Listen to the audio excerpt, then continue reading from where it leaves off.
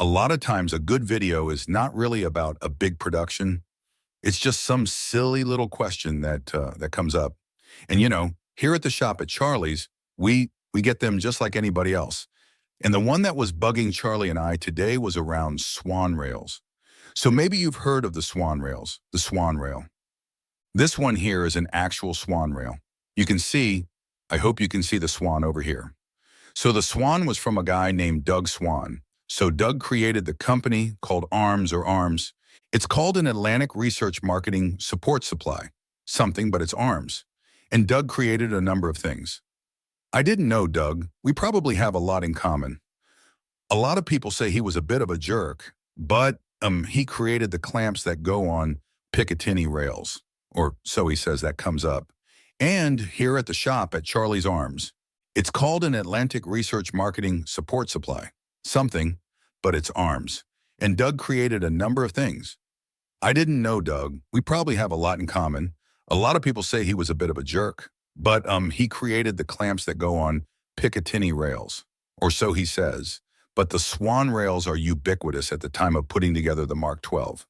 So if you go back to 1999, 2000, the Mk12, the SPR program is getting going. The swan rail goes on top of the receiver and the round handguard. Something like this clamping on. Yeah, like that. There's a certain way of doing it, and I probably got it wrong. So I don't want to scratch anything. Oh, there we go. We got it. So there's the swan rail and how it goes on. And you can imagine the Colt receiver sitting out here, and that clamps down on the top of the Picatinny rail of the M4 or A3 receiver and creates this large platform, which your scope, night vision, whatever, can go on here. And it's got one under uninterrupted surface. And then we started looking and say, why does the swan rail from ARMS have these little metal, I don't know what to call them. I talked to Troy over at PRI. He called them clamps. But I don't think these are clamps. These are like screw inserts. And if we go back and look at something like Knights has on their M4 flip-up rails, they have these similar type structures, which some would call a helicoil. So helicoil would take a piece of steel and put it inside the aluminum. And then you put the steel screw through there, and it helps with some sort of prevention of electrolysis or galvanic response or something that I don't understand. But I went researching today to try and figure out what in the world are these screw holes for? I can't find out. So if you're out there watching, and please comment down below, comment and tell us what are these. But that's not the real purpose of today's short video. I wanted to show you the ARMS number 38, SPR Mod 1 Swan Sleeve. Oh, Swan Sleep, not Swan Room. So this one here goes on. This is a PRI Gen3 handguard. So you can tell the difference of the Gen3 and the Gen2 is that the Gen3 has this additional piece that sticks out here at the barrel. So Gen3 has a bump. The Gen2 is rather flat. That's about the only difference. Aside from that, to me, they look pretty similar. They both came out around the same time. Obviously, the Gen3 came out after the Gen2, but they're both found on the Mk12 Mod 0, and then the Gen3 here is found on the Holland version. So the Mod H. So if you're into the Holland with the shorter barrel, you're going to get the Gen3 handguard. They're both rifle length. I think it's 12.5 inch. What we're talking about today is the comparison. This is PRI's rail, and we've been using these for years in the Mk12 world. And most anybody that's working on a Mk12 on a Mod 0 with a PRI rail will have PRI's rail, and this was PRI's answer to, what do we do now that ARMS isn't making the Swan Sleeve anymore? So this is the, I hope I get it right, this is the SPR one.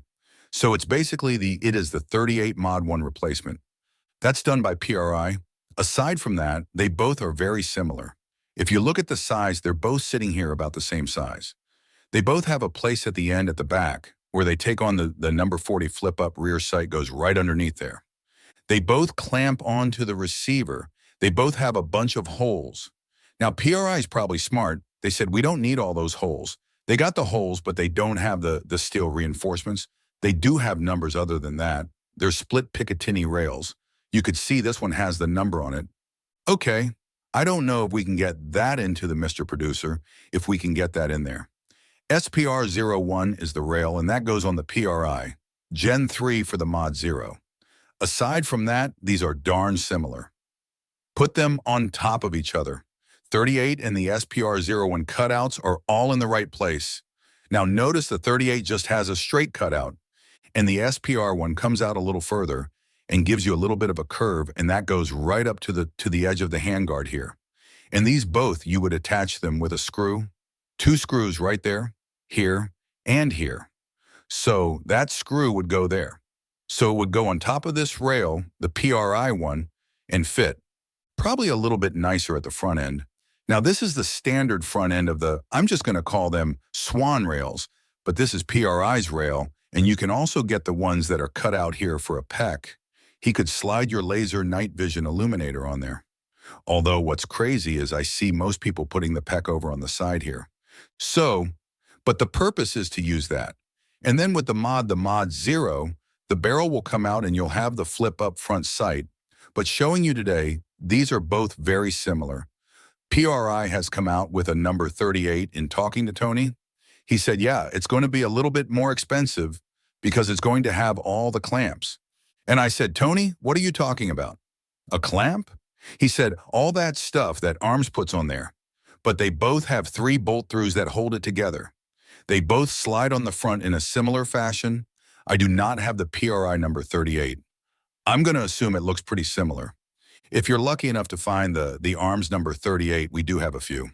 We're going to save them, I think, probably for some rifle builds. Might let a few go, but there you have it today. Just a quick look at what in the world is going on with rails for the Modi, for the Mod 0. Thank you very much. And like anything else, keep in touch. Let us know how we can help you, particularly with your Mk12